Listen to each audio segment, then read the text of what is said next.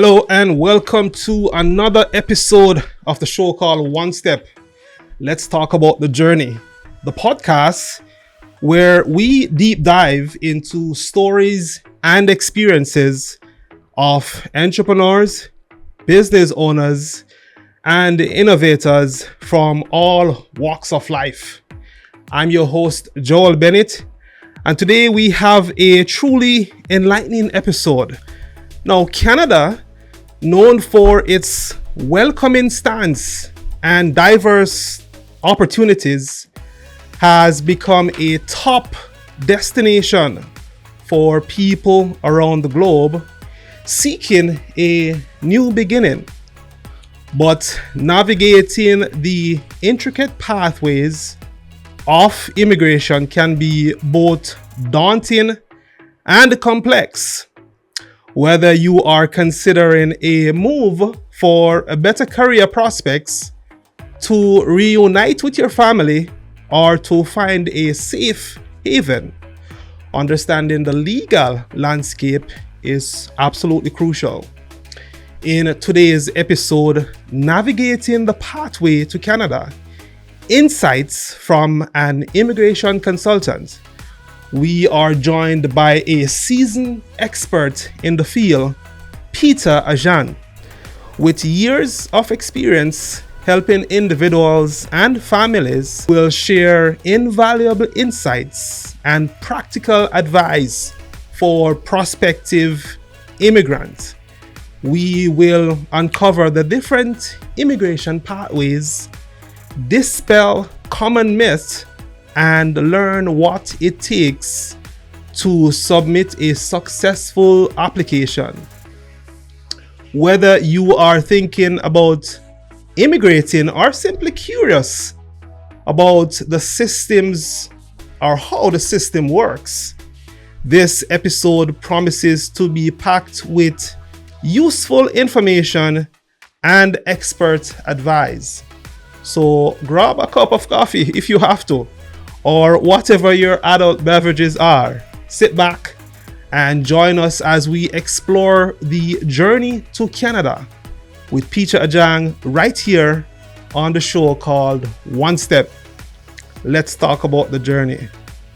Mr. Ajang, welcome to the show, sir. And I hope I'm not butchering your last name though. So, because I know it's, I'm not sure what the origin is, but I mean, I might just ask you that question too as well. What's the origin of that last name? Oh yeah, that's a good question though. Before I say anything about that, you got it right though. The pronunciation is quite good. Yeah, thank you. So from Cameroon originally, from a tribe called Bakosi. My father is from that tribe, and it happened my mom is from another tribe, which is it's called the Oroko clan. So Ajang is my father's name, my surname, and you got it right. Thank you so much. Man, when I get an opportunity to dive into cultures and learn a thing or two, especially when it's from Africa, I'm going to take the opportunity. So before we begin, I have this never-ending part of icebreaker questions that I normally ask my guests just to, relax in a relaxing environment before we get into our discussion. So I have an icebreaker question for you, Peter. Sure. And here goes. So before we get into our intricate talk, now imagine that you've just been granted the power to instantly transport to any place in Canada, and you can take along only one item that represents your journey as an immigration consultant. One, where would you go, and what item would you bring with you? That's a very interesting one. Joel, I want to start a little bit there because that question actually get me back to reflect the journey from Cameroon to Canada. Yeah, it is very interesting, and permit me, you're going to actually listen to me because this is a journey which I think so many people out there have the same story, maybe like myself, and to share out there. But before I jump into that, I want to really congratulate you and appreciate you for coming out with an episode like this. Thank you. Podcasts like these are very important, especially to our community being immigrants. It is an opportunity for some of us to share the knowledge that we have on issues, like you said, on immigration, which a lot of people out there, a greater percentage of our community might not be aware of. Very true. Thank you so much. You're welcome, sir. So let me give you a little brief journey of my history. We want to hear. I left Cameroon in 2005 for Sweden for education purposes. I studied in the Umeå University up north in Umeå in Sweden. I had my bachelor's degree there, and I pursued my immigration life. I ended up in UK. That was a temporary short one because by then I'm not sure if you're familiar about, there was an option of getting to the UK with a work visa. So I had a 2-year work visa to the UK. Yes. But like I said, it was a short one. So I knew my journey was not going to end in the UK. I knew the journey was going to take me somewhere because all I was looking for was a permanent path forward. Yes. So the time came for Canada when there was this option to migrate to Canada as a skilled worker. Yes. Fortunately, I got into that program under the Quebec High Skilled Immigrant Program. Okay. And I did obtain a permanent resident visa to move to Canada. Yes. That's the story of my journey. Oh, I mean, all those parts connected to get you here. To get me here. Now, going to your question. If there's one place I want to go in Canada, or I would like to go to Canada, fortunately, I landed in Montreal because I had the visa to go to Montreal. But I realized that there's a lot of advantages and a lot of attractive opportunities, let me put it that way, when it comes to immigrants in Alberta. Yes. And that is the reason why I would choose Alberta to any other province in Canada. Okay. Interesting. Yeah. Interesting. And one thing I would take to me, I took with me, is my experience about immigration. Yes. Concept and processes. Yes. And when I got here, one thing I have with me, I want to share with you now, is my knowledge on immigration. And you know what? That's exactly why you're here today. Thank you. And so we are looking forward into just you enlightening us and also our listeners too as well when it comes to the process of immigration. So guys, let's dive into it. So first of all, Peter, what inspired you to specialize in Canadian immigration law? Joel, you see, my motivation and inspiration to get into this part of the career came from, I used to work with the social services, Catholic social services, as mentor settlement for new immigrants. And I realized there's a lot of, struggles around immigrants integrating into the system. Yes. And that inspired me so much. And I thought to myself, what is it that I can do to understand the process of Canada immigration? Okay. And what is that can benefit the community? How can I impact that knowledge to somebody who had that same struggle that I did coming to Canada for easy integration? Okay.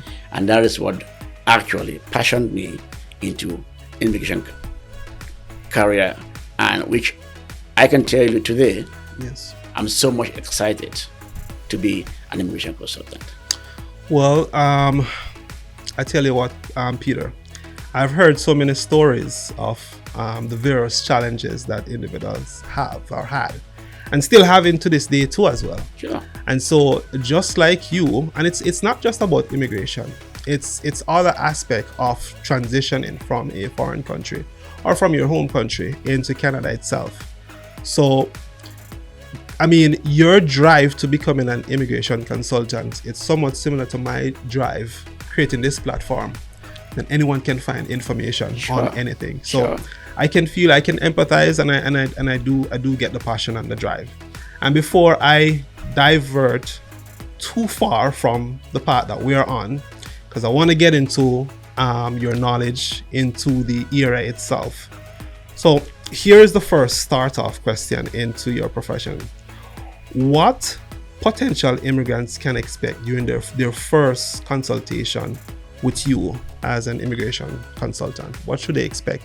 Like if they should get a call to consult as to their travels to changing countries or moving to another country or coming to Canada itself. What does that look like? Yeah, Joel, you see, there's two parts of that question to begin with. There is a part where moving into Canada or immigrating to Canada, and there is a part for those immigrants who are already in Canada. Okay, explain. This is where it's very tricky now, and this is where the services or my services or other consultant services becomes relevant or important or necessary. Let's put it that way. Yeah. You see, Joel, there is, from my experience, when the client gets on the phone, for example, oh, Mr. Ajang, I hear you're a immigration consultant, and I have this issue.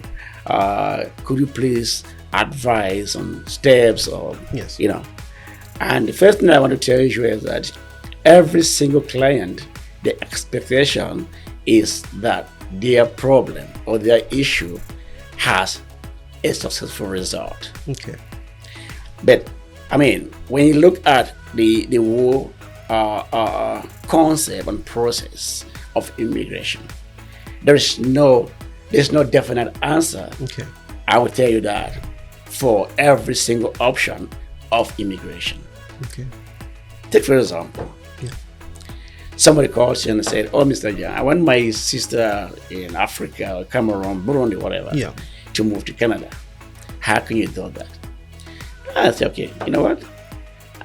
The first step is I have to screen the client to understand which option to actually put that client in. Okay. And our services is strictly advising clients and for them to make that decision or that choice from the advice. Let's create a scenario, Peter. Yes. Let's say that friend or family member, they want to move to Canada because let's say they want to get into a university, U of A, for example. Sure. Let's use that as a scenario. How would you set that up or give directions or instructions as to achieving that? Getting them from Africa, getting them into Canada, into U of A, for furthering their studies. Yeah, like I said earlier, the first step would be to actually screen the client. Okay. So from that screening, you should be able to know the level of he or she academic credential or potential. Secondly is to actually understand the background of his previous studies. For example, if this student studied is a science student, or say is a journalist student or whatever, faculty of art or whatever, that helps us to navigate that student into the proper department or program at University of Delta. Okay. So I would say the first step is to screen the potential clients. Okay, understand. So in other words, you want to know what their level of education is first, and maybe there might be a prerequisite for UFA, whether or not they'll be accepted, and all those things need to be in place before they can. For sure, before I can be able to give the advice if that option will be the best option for that client. Okay, I see. Yeah. All right. So Canada is known for its diverse immigration programs.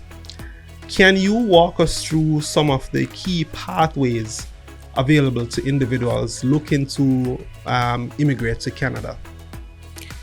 Thank you, Joel. This is some of the questions that a lot of people have actually called to find out. Common. Yeah.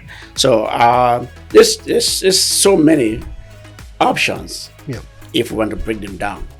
But for the purpose of giving clients the knowledge of or taking them straight to what it is, I will just group those pathways into three main navigating options, if I can say that. Sure. So first we have what we call the economic immigration. Okay. So I mean that itself has different options under the economic class. So we're talking about express entry, we're talking about sponsorships, we're talking about nominee programs and stuff like that. or that we can group them under the economic pathway. Yeah. And then we have potential clients who come in as visitors. Okay. Now, we have different options as visitors. They might come in through joining their family, invitation letters, which is like family reunion. We have tourists who come in as tourists. So that is a category of the visa pathway of visiting. Okay. What are the top 3 common ones? So economic. Yes. We have the visiting, and we have studies. Okay. Can you talk more about the economic entry? Yeah, like I said, economic entry is one of the broad pathways because it has so many options. Like I said earlier, we have the express entry, which, I mean, that gets potential clients in the pool where they drag from the pool, ranked in order of merit. Okay. So that is a pathway to the permanent long-term visa in Canada. Okay. There again, there's certain criteria which clients have to actually meet up. I mean, for the purpose of the interview, we might not dive into all that. But and then we have the skilled worker. Okay. So the skilled worker, like again, is potential clients who meet up, the skill requirements, to join the Canada market. So they is a permanent pathway to Canada as skilled workers. So so here is an additional question to the skilled worker topic. Okay. Are there any specific skills that, I mean, from your experience, that you have seen individuals who possess such skills, they seem to have a little bit more edge when it comes to their application? I just want to see if we can shed some light on the skill worker topic section. What skills have you seen? I'm not sure if you have dealt with much individuals who want to come to Canada. They have a skill and they want to know if this skill can make them qualify for that entry for themselves and possibly their family in the long term. From your experience, what skill set have you seen much individuals with that? I mean, just like every country in the world, the ideal rationale for options like that is to contribute economically or impact the economy of Canada. So, I mean, from my experience, I have not had so many, in-person level of clients to work with. But from my experience, top occupations like, the health sector. Health center. So nurses. Yeah, so nurses, a little bit about like construction, engineers, IT.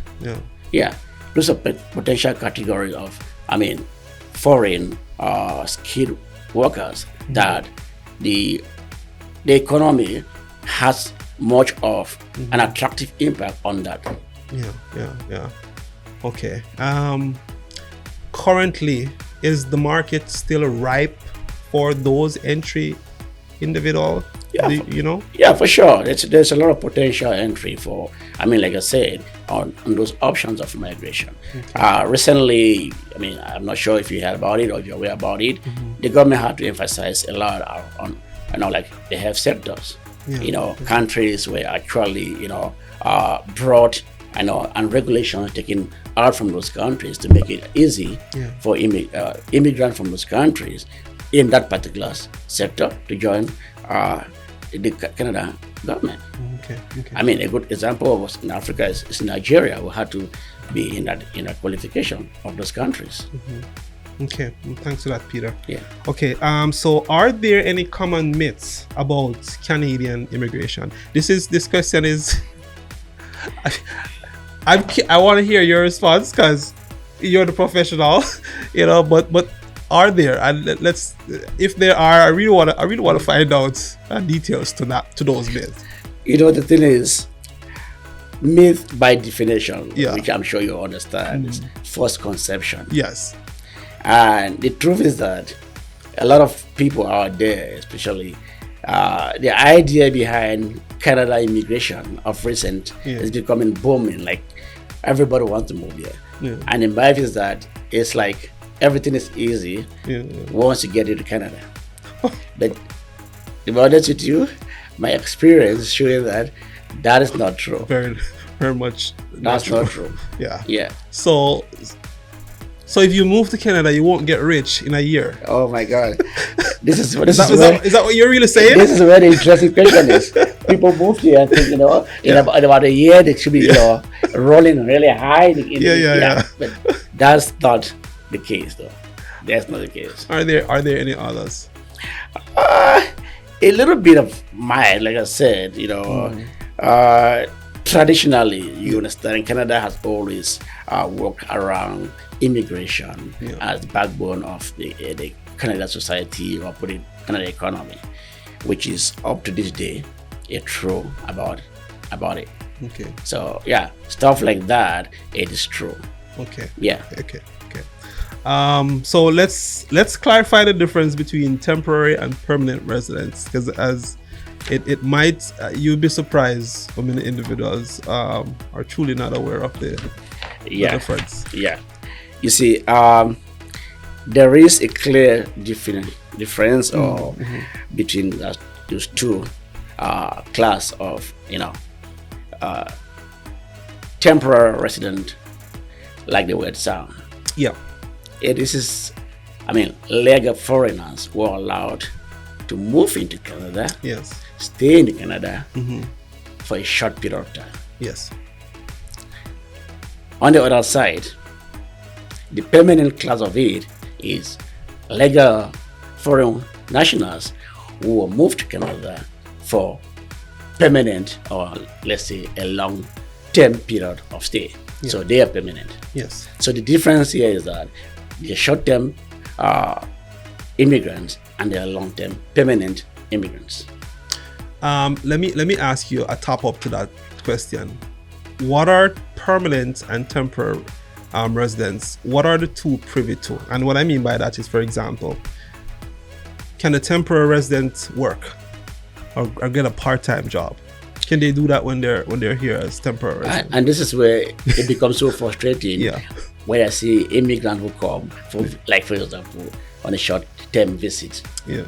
And they were like, "Oh, somebody said I can work in Canada with a visitor visa." I'm like, "Really?" And this is what we're talking about, the mafia. Yeah. People get the false concept of understand everything. Mm-hmm. Yeah. Joel, it is to be honest with you, as an immigration consultant, it is not possible. Okay. It is not possible. So for temporary individuals that are here, they really shouldn't be working. Legally, I would say legally they should not be working. Here's an additional one, Peter. In terms of medical benefits, and let's say a person is here temporary, is there any coverage, or how do they get coverage when it comes to their health? If God forbid something should happen to that temporary. There's nothing. Mm-hmm. They're not covered. They're not. They can't even work. So how they can be covered? Okay. Me and you are able to benefit from the coverage because we are working. Yeah. We are on a permanent basis. Okay. And this is where people have to understand the entrance when they're moving to Canada for visas on short terms. Yeah. I personally, as an immigrant, before I ensure that you will come in as a visitor or short-term temporary visitor, you have to be insured. You need to get an insurance. Yeah. So you need to buy insurance. You need to buy insurance. Yeah. You need to buy your flight reservations. You need to make those provisions. Yeah. Because for sure, I'm going to prepare you to know that when you come in Canada with a short-term visa, there's no option. There's no access to medical. And would that be like a prerequisite for their application too, as well, for them to buy insurance? Exactly. Yeah. Exactly. Okay. And that's where it is more interesting, like I said, for most of our clients out there who have relatives who need to come to Canada to be able to get this knowledge. Yeah. If you are getting somebody over to Canada on a short-term basis, one of the criteria that the immigration officers want to see is this person insured? Does he have a return flight reservation? Does he have a hotel reservation? Those are all what the immigration officer want to consider, because the rationale is that they come into Canada for a short term. Yes. Okay. So when they are here temporary, can they apply for permanent residency? Well, there is a lot of navigation pathways that everyone is open to go through, right? I'm not saying that there's no possibility of navigating. There's possibility. For example, somebody comes here with a short term and is able to get an LMIA approved job, an offer.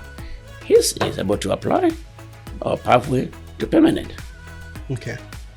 Say somebody comes here. This is. I just want to get it off here. Yeah. So somebody comes here and it's like nice looking guy. He goes walking out and finds beautiful girl. That was gonna be my there you go. There you go. Right? Okay, tell us about that. Yeah, sure. Yeah. Beautiful guy comes in, walk in here, meets a beautiful lady. Yeah. Could be whatever. It's a permanent resident in Canada. And he says, oh, you know what? Why not just join us together? Okay. Right? They got married, and she is able to sponsor the partner.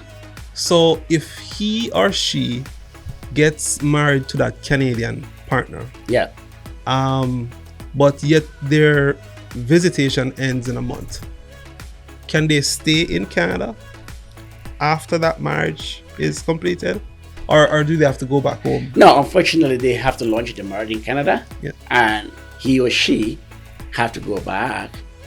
They have to go back. They have to go, or they have to get out of Canada. Okay. I don't know where they have to go, but they have to be able to prove to the Canada immigration that actually they went out of Canada, because if you want to, remind yourself that they're only allowed to stay up to 6 months. Yes. So if you are staying beyond 6 months, you already, in violation of Canadian law. There you go.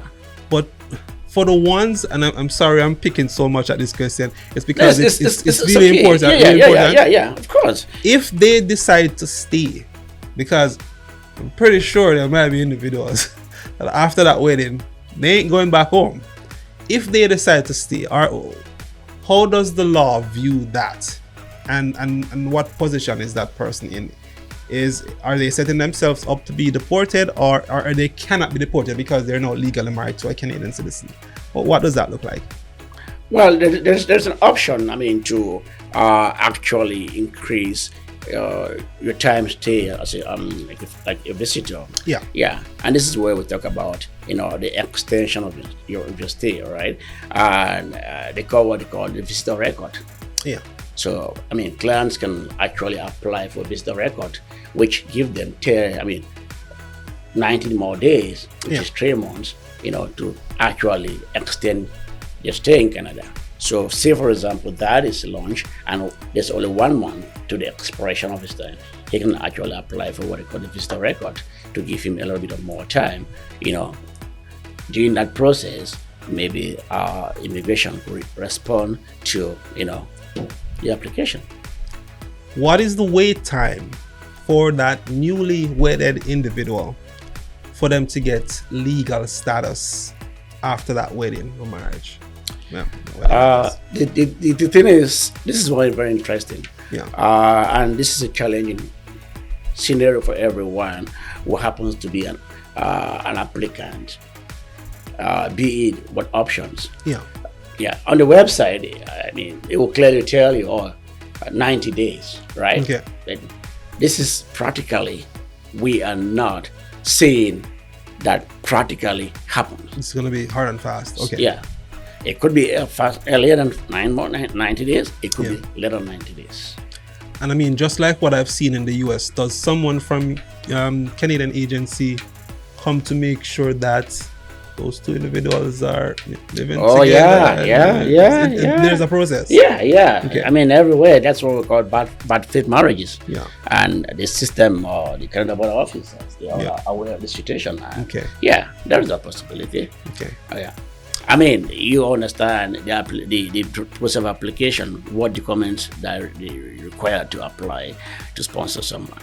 They have to be cohabitation documents. Yeah. They have to be joint bills and stuff like that. Yeah. So there's a possibility that, let's find out if this guy actually, They're not actually married. Yeah.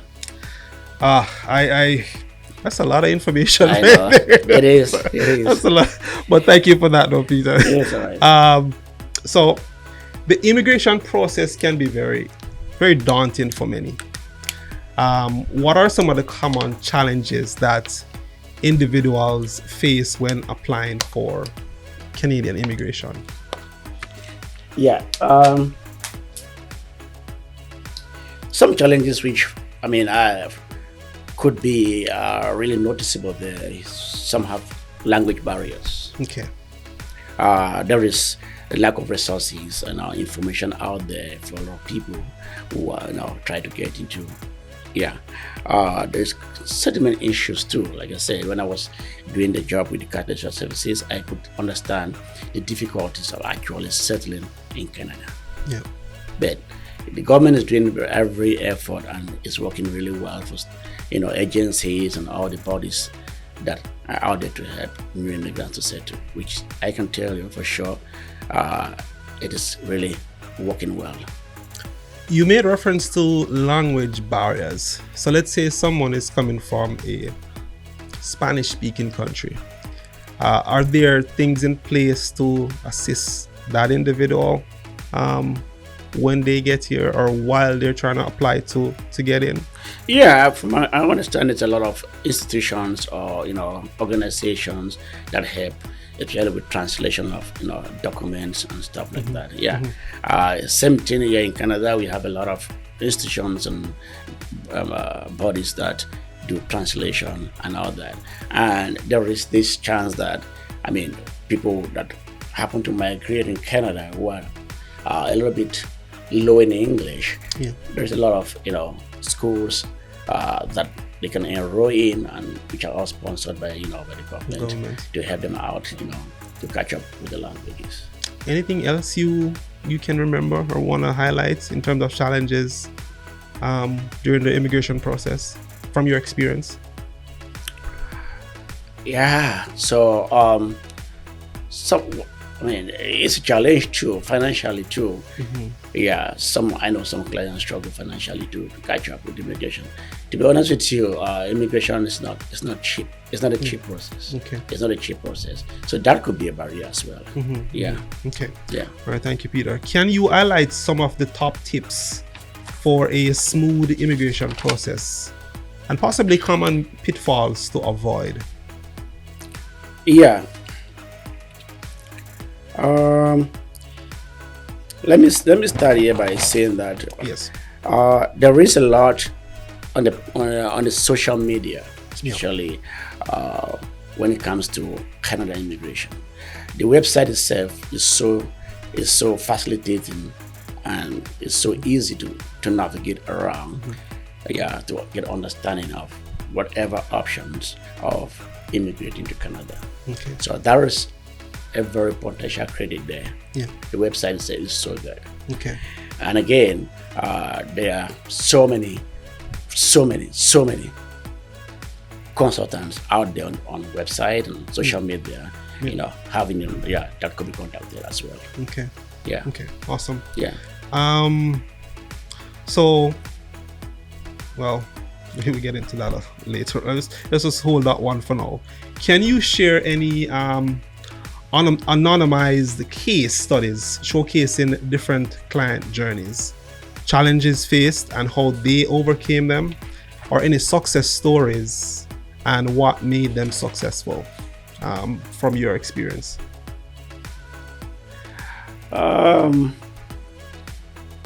This is more practical question now. Of course. My experience here is when clients use right professional personnel, yes, there is a great chance there that they might be able to navigate easily to, successful result in their issues. Yeah. And that would be my advice. It is actually, to me, it's creditable to use the right resource to achieve a problem. Yeah. So many clients out there try to do it, and at the end they realized, maybe they made the application form wrongly by just inserting that information. Yeah. That could be a problem right there. And before they know, the results are already out. I have clients that applications have been turned down, and then they call me, oh, you know what? I did apply for the blah, blah, and it was turned out. How can you help? And this is where it becomes difficult. So I ask people, I ask clients, why would you want to put yourself in that kind of a situation when you have the opportunity to talk to someone? Just get advice, just get knowledge, just get direction. And may I ask, where did they go wrong in terms of that being rejected, their applications being rejected? Yeah, I mean, like I said, delayed. There are a lot of things that could actually contribute to that. Yeah. First of all, there could be a lot of how do I put it? People like to try and error. You know what I mean? Yeah. On the website, it could actually outline all the documents, for example, that you're supposed to actually get together to apply, for example, to sponsor a spouse. Some people will say, oh, you know what? I'm going to skip step 1, I'm going to go to step 3. No, I see. And the truth about it is, every single immigration officer has a concept behind every single application. And the moment he deals with any application, his interest or focus is to see first document checklist. Yeah. That's why with most applications, they're going to refer you to go through your document checklist and include your document checklist in your application. So for example, if you're going to miss one of the requirement in your document checklist, there is a chance that the officer is going to send it back to you. And that's a huge delay, and right? That's a huge delay. Okay. Yeah. Okay. So the advice will be, please do your very best to make sure you avoid those errors before you send in your applications. And there's a cost to submitting the application too, as well, right? Of course. If there are errors on your application and your documents are sent back, do you have to pay another submission fee, or what happens? No, the good thing about payment for immigration option, whatever, is that once you do the payment is valid, it's validated. Okay. And that covers the whole So the only issue you're going to face there is time waited for you, the application to get back to you, and then you have to send it back, So that's just the frustrating part about it. But for the fees, no, there's no fee, there's no additional fees. Okay. Yeah. And I know it can be frustrating when you've waited a couple months and then you get your documents sent back, then you have to do it all over, and then that's going to take you another few months again. So I can see the frustration in that. So much frustration. I had a guy that was about 2 weeks ago. Yeah. He was supposed to be traveling to, I think, Botswana or something for a funeral, and he had to send in a application for a travel document. Unfortunately, he got his flight, he got everything ready, but there was an error in his application package. Gosh. And that was sent back to him 3 days before he could get to his flight date to Botswana. So you can imagine the frustration in that kind of a situation. So you would recommend that in situations like that, for example, just go through a consultant to get it done for you? I would say just go through a consultant to do that for you. Yeah. I mean, I appreciate people who call me and say, oh, you know what? I just draft up my invitation letter. Can you just have a look on the invitation letter if it meets the standard? If anything is fine? I appreciate people like that. Yeah. Because, simple errors like that, and this is the tricky part about immigration. Every single error that you do, man, it can affect your total process and the outcome. Yeah, I can definitely see that, Peter. So I do agree with you on that stance. Are there any recent changes or updates in immigration law or immigration policies that you are aware of? Well, there's a lot of upgrades and policies towards immigration. And this is where it's interesting, Joel. Yeah. You won't believe this. Immigration is one of those sectors of the government where policies and updates occur more often than any other part of it. Okay. I'm not sure if you're aware of what the changes that are going on with students, visas and stuff like that. So tell us about it. That could be a discussion for some other time, okay? Okay. Yeah, that in a nutshell, I'm just trying to throw some light there. There's a lot of changes. Like when it comes to the student visa, the work applications for work permit and stuff like that. So many updates, so many changes. Okay, all right. So here's what I would ask you: how often are there changes and updates to immigration? Like, how often are they revised? As much as I know, I am not too sure on how often, but I know there's a lot of updates that come as a result of feedback from a lot of, so I do understand it's frequent, but I'm not sure. Not all frequent. Not all frequent. Okay, so let's get into economics and social contributions of immigrants. So, and I take from you, of course, how has immigration or immigrants contribute to Canadian economy? We make reference to also cultural enrichment by diverse communities that come here. Can you speak to that topic? Joel, I want to just go a little bit on culture. Yes, please. You see, when I moved here some years behind, I was 2013 when I moved to Canada. Alberta I could barely know how many multicultural groups were existing in Alberta. But today, honestly, I wouldn't even have a number of how many those multicultural groups have actually got into this. Like, this is fascinating. This is the best thing I've ever noticed when it comes to cultural impact of immigrants into Canada. Like, we all know that Toronto is diverse when it comes to, Toronto is described as the melting pot of culture. Do you see Alberta becoming a Toronto when it comes to diversity and just cultural integration overall? Oh yeah. You can see that. I can see that coming. Why do you think that may happen? You see, the concept behind Toronto being what it is, right? I want to attribute it to the preconception people had about Toronto. I mean, of course. What was the preconception? Sorry, I'm provoking you, but what was the preconception? I mean, I never had the opportunity to live in Toronto. But to be honest with you, when I was in Sweden, the very first city I knew about was Toronto. Of course. I never heard about Edmonton. Not talk about even Alberta. So you only know about Ontario province and Quebec province.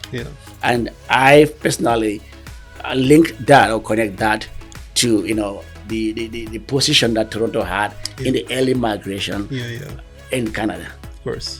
But when you look at the recent changes and statistics, Alberta is actually getting close to dominating that position. I kind of believe you. I believe you on that one for sure.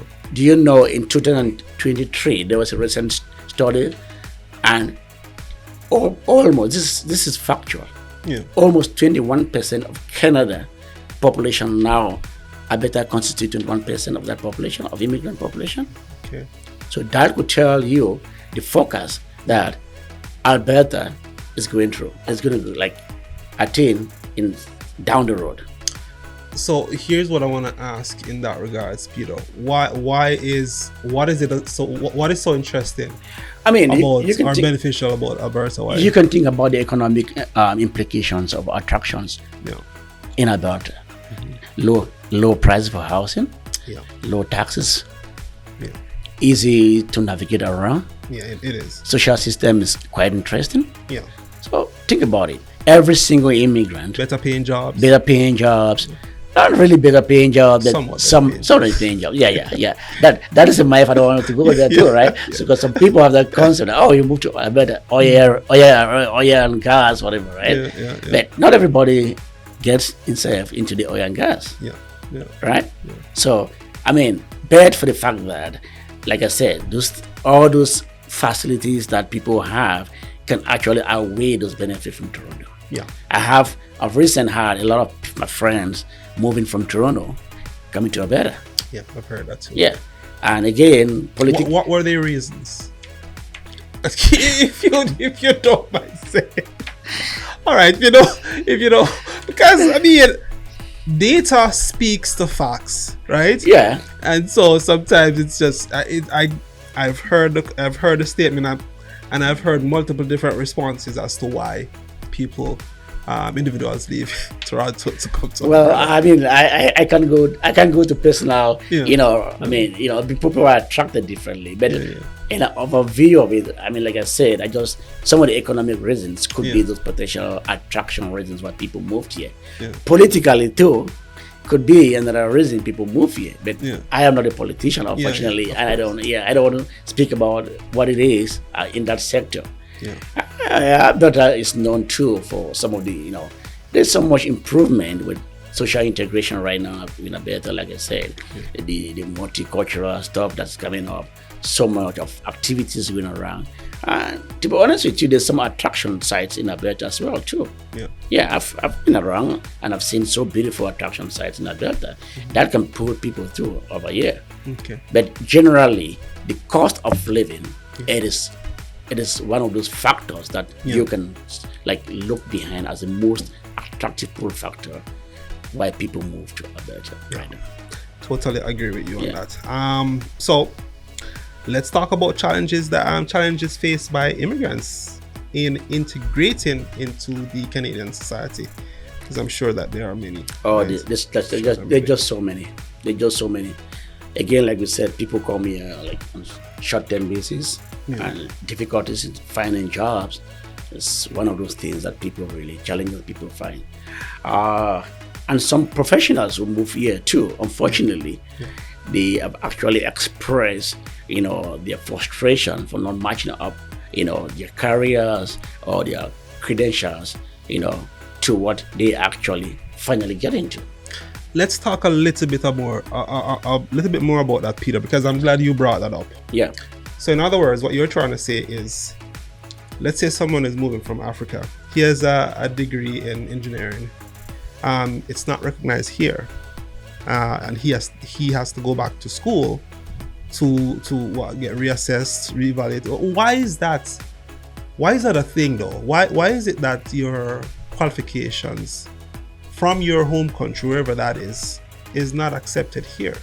What's the standard that measures those credentials to say, okay, you're not up to par with Canadian standards?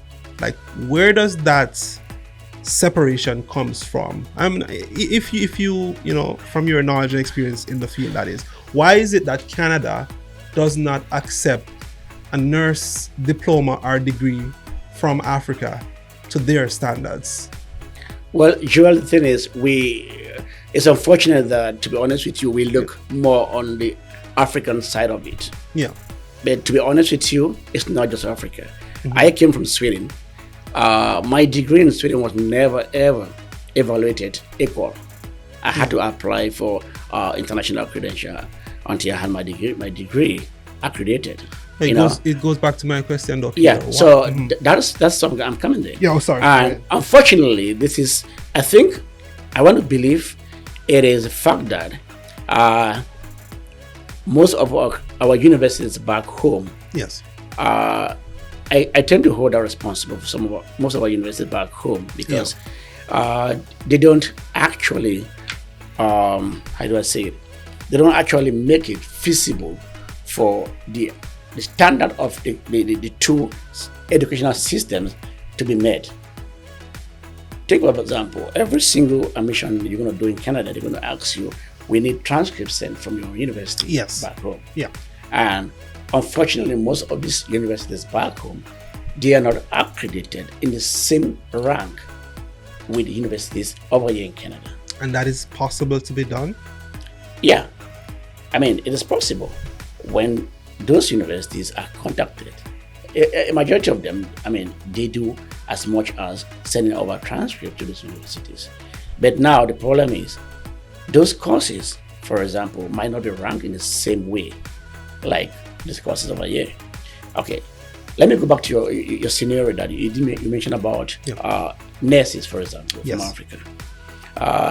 I'm not too sure if Canada understands what it takes to be a nurse in Nigeria, for example, in Cameroon or in Nigeria or in Kenya. Let's put it that way. So when they move over here, I mean, it's fair or rational that they have to be, accredited in the Canadian standard for able to be to how do I say, to give the result that is expected of the Canadian standard. Okay. So I think it's just but rational that process has to go through. Okay. Okay. I'm talking about nurses. Yeah. There's so many countries right now that deregularization has actually affected them so that they can be able to get nurses from those countries coming to Canada. Some of the universities have already accredited with some of the universities here in Canada. Oh, so they are? Yeah. Okay. I had a friend of mine who actually made me understand that there's a university in the Philippines that is accredited to the same standard of universities here in Canada. It means Canada has that chance or the standard to actually, the courses or the whatever program is being offered there in the Philippines is the same standard that is offered here in Canada. So in that kind of a situation, practically, if they come over here, they might just have a little pathway to navigate into practicing nursing. Okay. So, but they still have to go back to school. They still have to go back to school. Okay.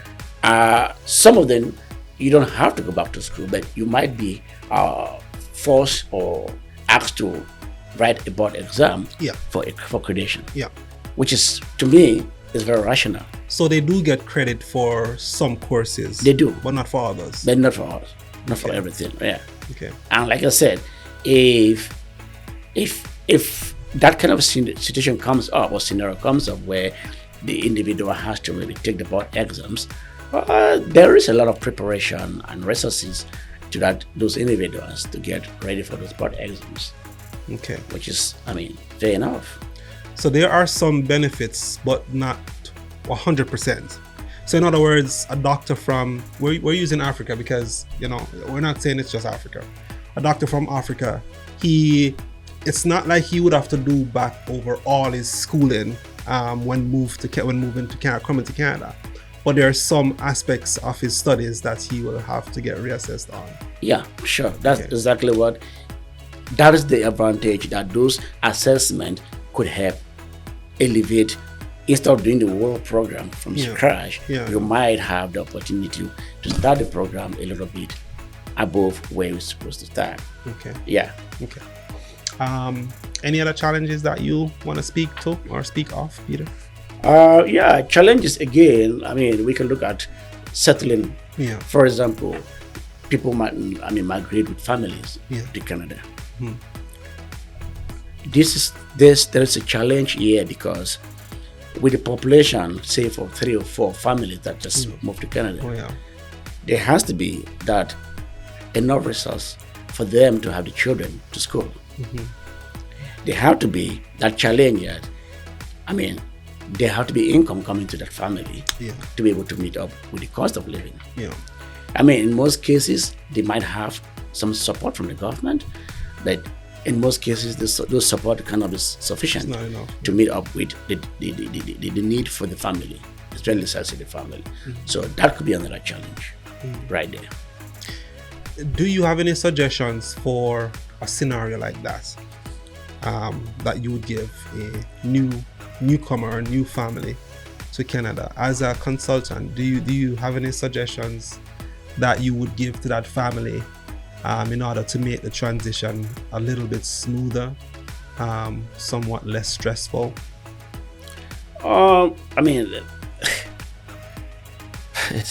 It could be really hard there or difficult to have a single, a single tip out there to give out to a new immigrant, because every single immigrant situation is different. It's unique. I get you. Yeah. But to be honest with you, Canada, for the most of experience is that when you come into the country, there is a lot of potentials for you to actually exploit. Those potential that you have or that you bring into Canada. Take for example, you live from Africa, you move over here, having knowledge or having a degree in any, there is a chance for you to be able to actually improve that situation in Canada. But this is where the challenge is again. The time it takes for that to be done, for that to be attained. And there is a lot of initial cost of living before. So that is like a trade-off.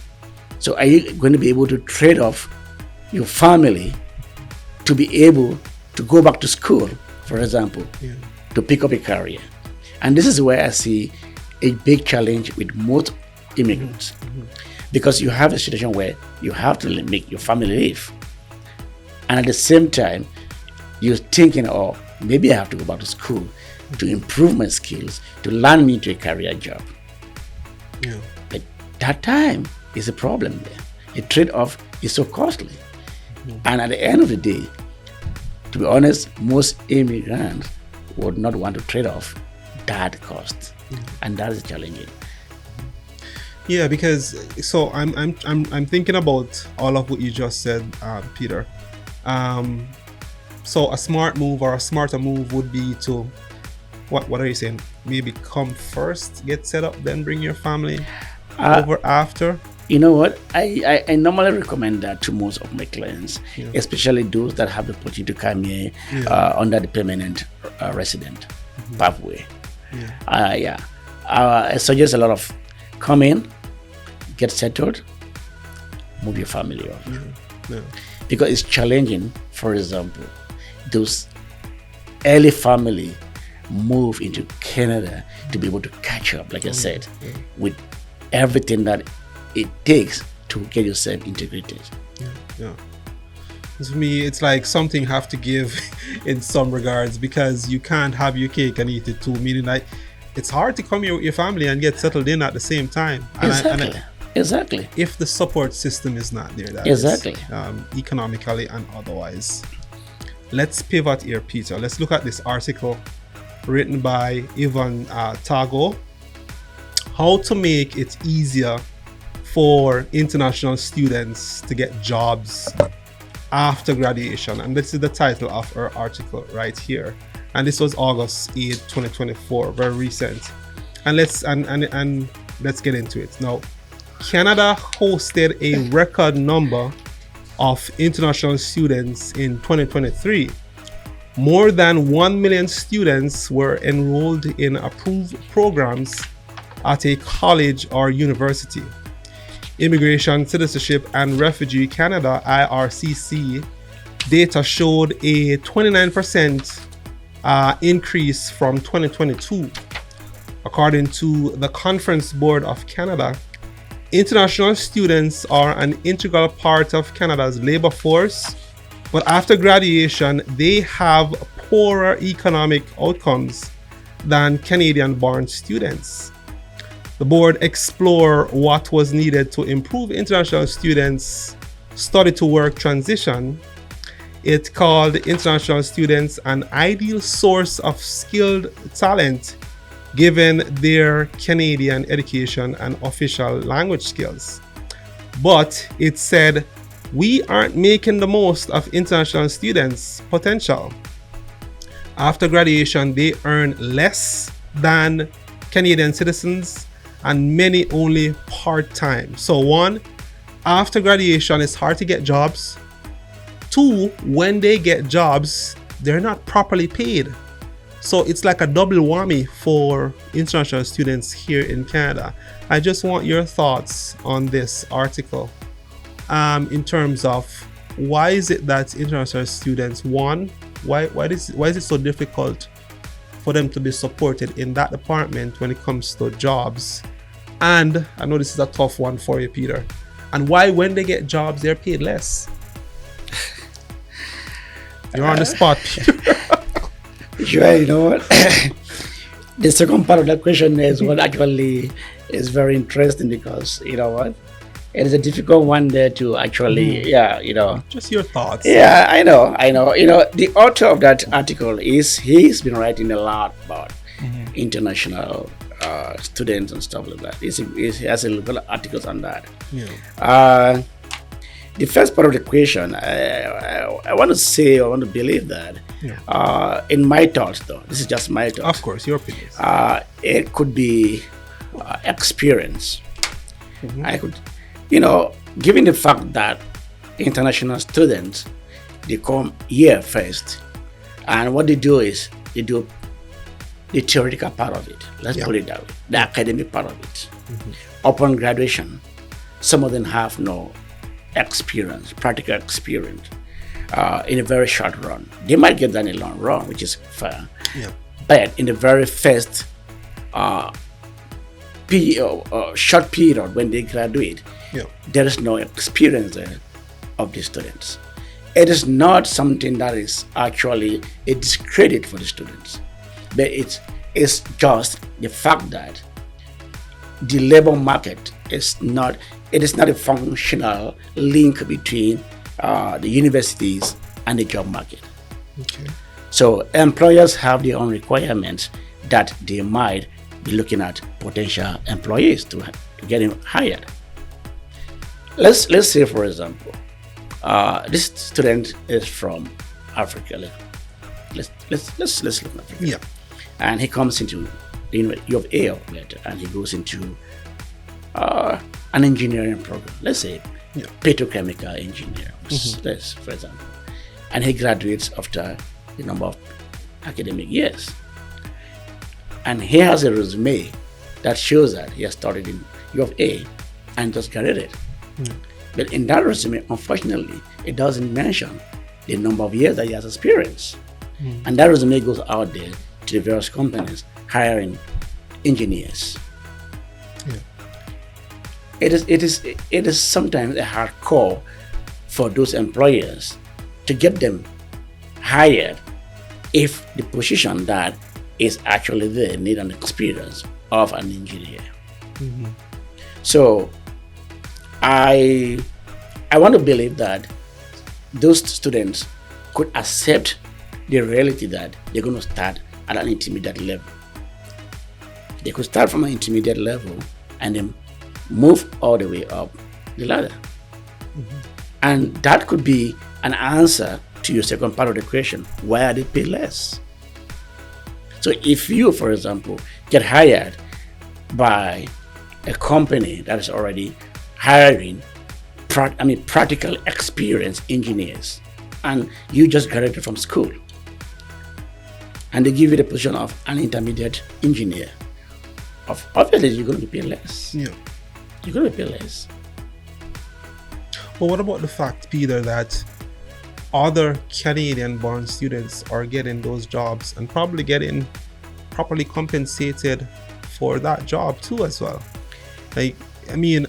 So I'm looking at this, Peter, because I'm looking at this in many different sides.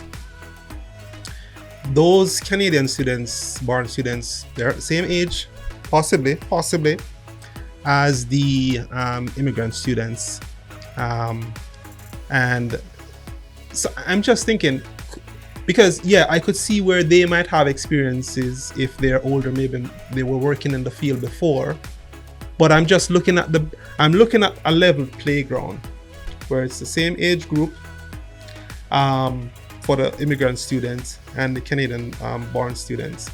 I'm just wondering if there are possible levels of, maybe because they are from somewhere else, they're not from Canada. I know it's a troubled question. Let me say it. There possibly might be levels of discrimination there too as well. Let's just call a spade a spade. I'll say it, because the fact is that the data is there to show that those students are not getting jobs, and when they get jobs, they're being paid less. Yes, it could be experience. I get that. But I think that when employers are looking at someone's resume, one, they're seeing that they are graduates. They're students. Students are not going to have experience. That's why they're students. And I'm not saying adults don't go back to school to further their education too, and so they have some stuff underneath their belt. But I'm just wondering what are the other reasons apart from experience, Peter? I'm just call it as it is, man. It is a very interesting and good question. You can look at it from that perspective. As an individual, putting yourself in a very same platform. let's look at a scenario where this job requires you to send in your status. Yeah. Right? Send in your status before your resume. Let's just put it that way. Okay, let's go ahead. Okay. Go ahead. The status shows he's a born Canadian. Yeah. The state of international is going to show he's a foreign student or a foreign resident, whatever. So right there, I'm not trying to like be a little bit different here. I just want to be rational in our thinking of the scenario and the reason why this is practically. Canadian already has a status there that is accredited status to an employer. Meaning that student or that employee was born in Canada. There is a difference born in Canada. To be honest with you, let's get it right. There is a difference being born. We all have kids. There is no reason I'm going to think that me coming from Africa, having my daughter who was born here in Canada, I'm not going to have the same knowledge with my daughter. There's no way. True. Competitively, he's already above me one step. He's a Canadian. He was born here. He has the knowledge from birth. He has the experience of the everything. I'm not trying to be biased here, but to be honest with you, those are potential credits for that individual. There, shut up. So that could be an advantage that student have over the international student. Now, when we go to the resume there, a Canadian is already telling you that, okay, let's say they went to school together and whatever. But it's all the discretion down to the fact that it's the second part of it that is frustrating, because why they're getting paid less than the Canadian. There you go. Kind of, that's the frustrating part about it. And that is where I would not rationalize any credibility on that. If that happens, it's not a fair platform. It definitely isn't. It's not. But because this is a media platform and we want to play it safe, we're not going to get into the other facets of the reasons why. But the thing is, we just want to highlight, Peter, that it is an issue. It exists. It is. And the data is there to show it. And we do hope that things like that do get improved, because you send your child or children to a foreign institution, and they're settled there. They're possibly even thinking of living there, but they want to be able to plant some roots. And the only way to plant some roots is to be able to financially support yourself and economically stand on your own 2 feet. And you do need the support of the country too, as well. For sure. So I do agree. I just want to highlight that we do hope there are provisions in place, and this author has highlighted that the situation is real, and we're just asking the question, why is that?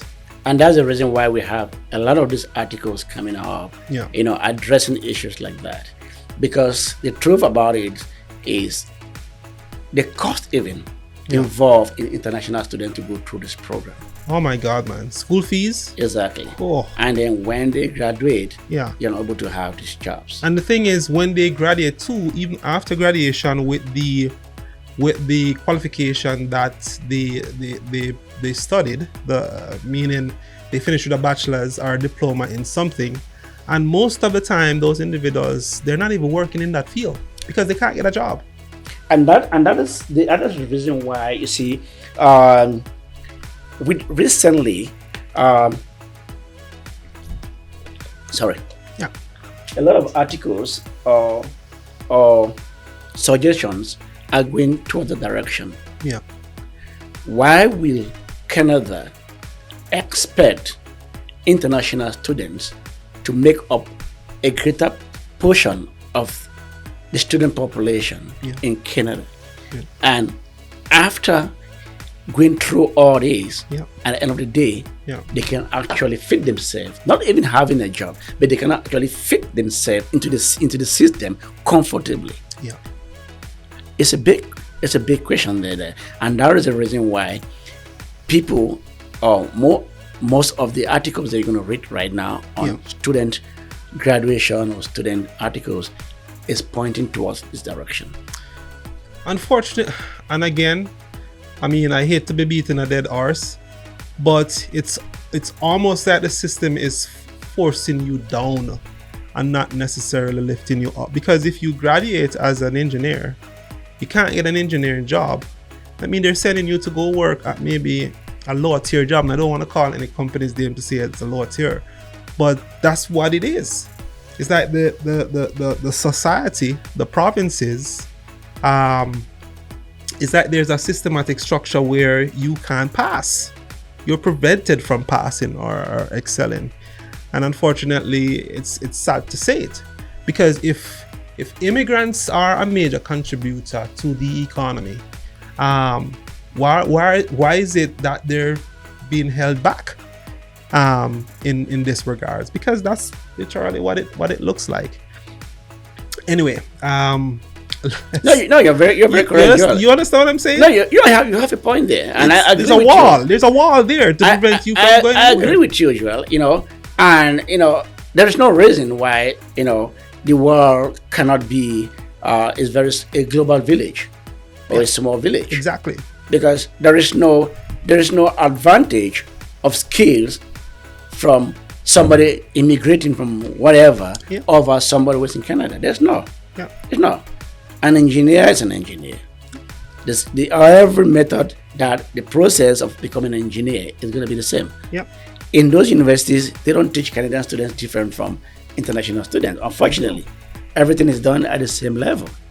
I went to school when I was doing my immigration consultant program.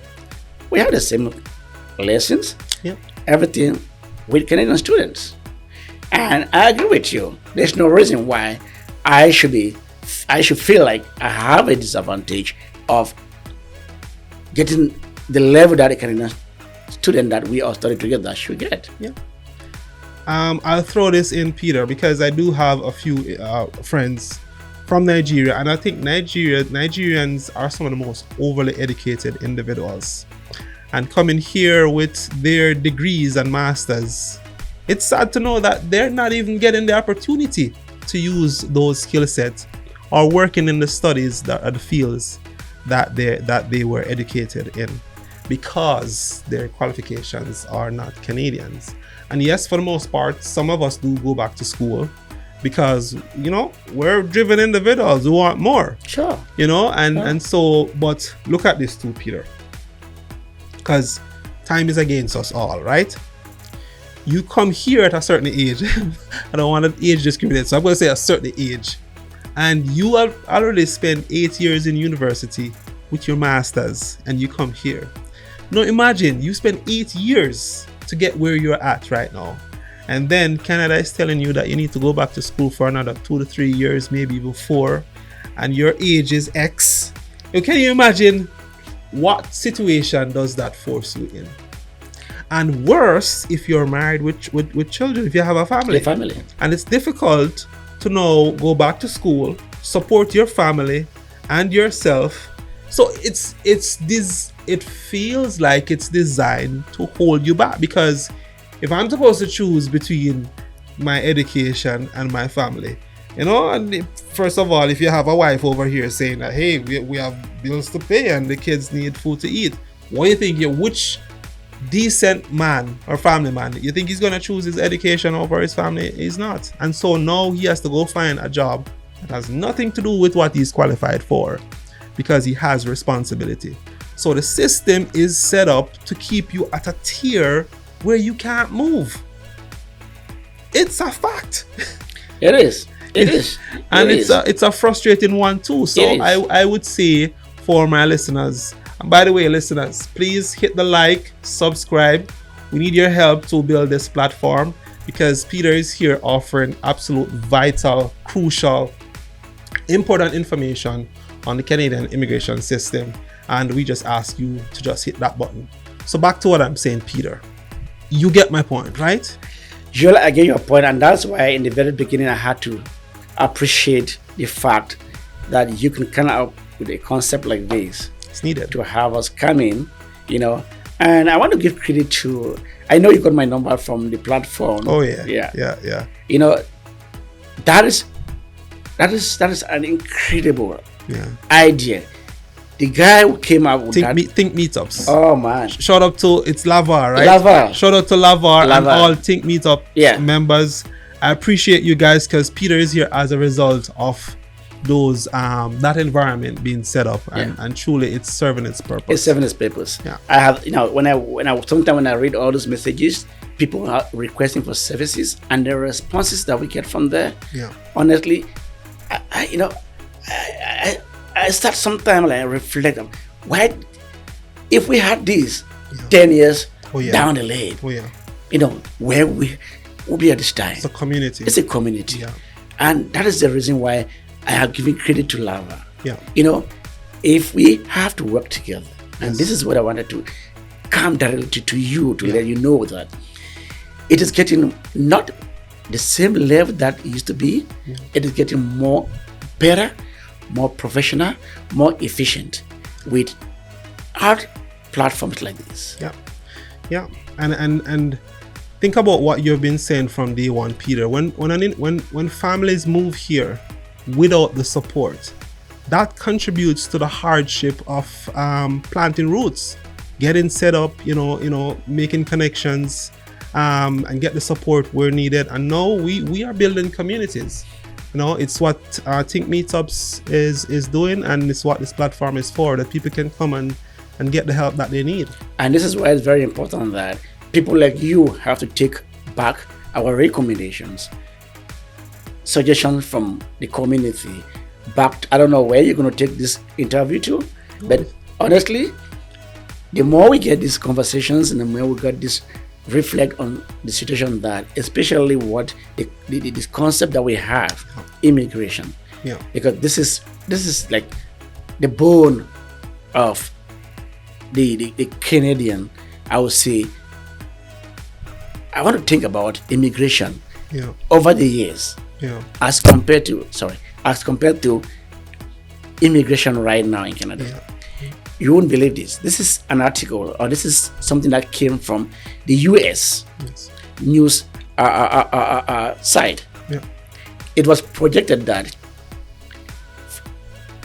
from 2021, the percentage of increase in immigration was 29.1. And this is interesting. Look at the projections. They are projecting that in 2041, the projection is going to move to 34% of that population of Canada being consist of immigrants. I can see that. So you can understand the impact that Canada has with immigrants. And if all these issues or suggestion, whatever problems that we have as immigrants can be looked into by the Canadian government, could you imagine the multiplier effect that will have in Canada? Billions multiplier effect. So this is why studies and projections and articles are very important to reflect and conversations like this, like the one we have in today. Oh, absolutely. Yeah. So this is really, really an interesting conversation I'm having today, to be honest with you. Yes. Yeah. And there is an additional evidence of statistics that currently there's 500,000 new immigrants in Canada. 500,000 currently in Canada. Yes. So you can see the projection of what percentage of immigration has in Canada. I mean, I don't mean to step on any sore toes, but because of the situation with Russia and Ukraine, those individuals are now here in Canada. Unfortunately for the war that is happening in their country. But I'm just trying to emphasize the mass migration that has taken place over the years. And more people will still be coming. Yeah, more people will be coming in that perspective or whatever. But these numbers I'm giving you right now, I don't think they reflect those number of people coming from, say, Russia or coming from Iran or whatever. Because those people, they are not considered as economic immigrants into Canada. Okay. We are looking at figures of potential economic immigrants into Canada. Okay. And it is interesting that over my years in Canada, or over the years in policies policies in country policies, immigration seems to be a dominant, Yes. has a dominant position when it comes to policies in Canada. So that tells you how much of the impact that immigration itself has in Canada. Well, Peter, like we discussed prior, it's people that build the economy. The economy don't build themselves. Sure. And so it's a necessary part of the ecosystem that's why people are needed. And not to make reference, well, I don't really want to. I mean, we all want better for our lives. Sure. The world is our oyster. Yeah. And so you will always see that growth, that escalated growth when it comes to immigration. But we just want better policies. We just want better policies where it doesn't feel like we're sabotaging ourselves when we decide to come to a beautiful country like Canada itself. The playing field should be a little bit more level.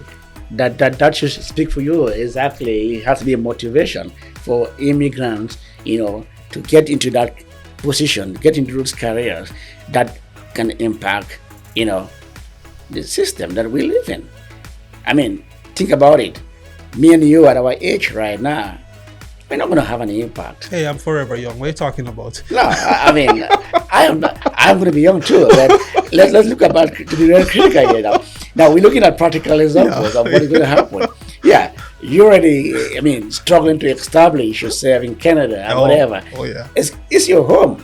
You're going to be young, but are you going to be young in Africa? No, you're going to be young in Canada. So there we go. Right, there we go. Okay, let's move on to our other question here, Peter. So do you have any predictions on future trends in Canadian immigration? Oh man, there is a huge progression when it comes to immigration. There is no way, believe me sincerely, there is no way that you can turn down immigration. Yeah. There is no way. Because over the years, think about it. Yeah. During the pandemic and after the pandemic, look at what is happening. It is interesting that as a consultant, the gates were closed before pandemic. There you go. Or should I say before and after the pandemic? There you go. And that was temporary though. That was temporary. Yeah. And that brings us back to the fact that, just like it's a tradition of Canada, it's built around immigration. And the projections are still and going to be there. Yeah. But what is interesting, or what could be interesting more, if we have people in positions to influence policies and decisions that actually work in favor of this immigration impact in the system. Like I said again, I don't want to be politically in my analysis. Yes. But of course, we're trying not to, but at the same time, it's hard to avoid it. Because the reality is the reality, Peter. It is. Again, we're still gonna tread lightly. It is. But if an institution is not in favor of immigration or try to make immigration policies stiffer, that's another challenge right there. That's another challenge right there. And that's why, everywhere, if you want to think about it, look at what is happening in the UK. I don't want to go right there. Mm-hmm. Look at what is happening in the US. Mm-hmm. Every single candidate goes around there. Yeah. Immigration. Because the reality is, Peter, it is. Not everyone is in favor of immigration. No, we all know that. It's obvious. Yeah. It's obvious. It's no way we can deny it. We can avoid it. Yeah. Not everyone. Mm-hmm. Not everyone. But it tells you in the UK what is happening. I'm not quite sure. Whatever is happening in the UK right now is coming from immigration. Okay. So that's exactly telling you that not everyone is happy with foreigners coming in. They think robots are going to come and work and robots are going to be taking away our jobs in the future. It's what? We're going to have a society where, less immigration and more robotics to build economies? It doesn't work that way. Unfortunately, it cannot work that way. Yeah, of course. Unfortunately, it can't work that way. So what advice would you give to individuals who are considering immigrating to Canada, Peter?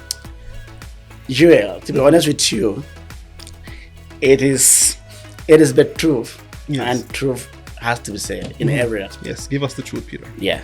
The truth is that whatever you can think about it, whichever you want to look about it, the reason why we all move over to this part of the world is greener pastures. Of course, absolutely. Absolutely. And that is not going to change down the line.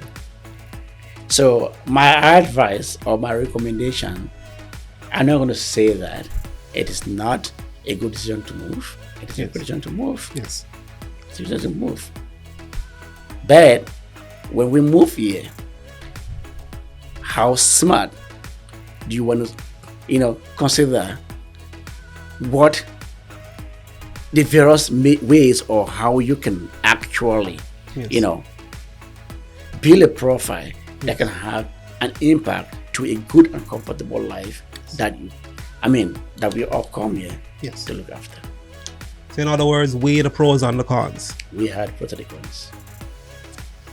Unfortunately, every single individual step is different, it's unique. How they go about it is unique. Yes. So it's just like, I'm not going to tell you how you're going to cook, you stew in your house to make it sweeter than the stew that I cook in my house, right? So that's what I'm talking about. Add a little bit more salt and pepper. As we wrap up this enlightening episode of the show called One Step, let's talk about the journey. I want to extend a heartfelt thank you to our guest, Peter Ajang, for sharing such valuable insights and practical advice on navigating the Canadian immigration process. Today, we delve into the various immigration pathways, discuss common challenges and misconceptions, and learn essential tips for a successful application. Whether you are a prospective immigrant or someone curious about Canada's welcoming landscape, I hope you found this discussion as informative and inspiring as I did. Remember, the journey to a new country can be complex, but with the right guidance and preparation, it's a pathway to countless opportunities and a brighter future. If you are considering immigrating to Canada, take the time to understand the processes, seek professional advice. We have Peter Ajang here, and stay informed about the latest developments. Peter, before we go, could you share with our listeners how they can get in touch with you or learn more about your work or even follow you? Are you on any social media platform or maybe a business location that you want to put up so individuals can reach out to you? Thank you, Joel. Unfortunately, at the moment, I'm still working on getting some of those arrangements. But for now, so many people actually got in touch with me through the probably the think tank. Yes. I think. Do you have my number in your platform? I do have your number. So you're not on any social media, Peter?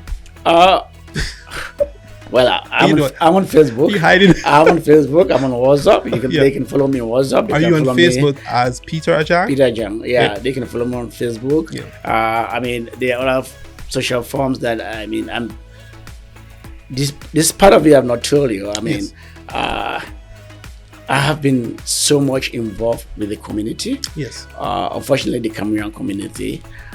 So a lot of people out there, when you talk to any Cameroonian, they should be able to actually, direct you to me. Okay. But like I said again, we're working on trying to get our influence into some of the other communities that we can get our influence over.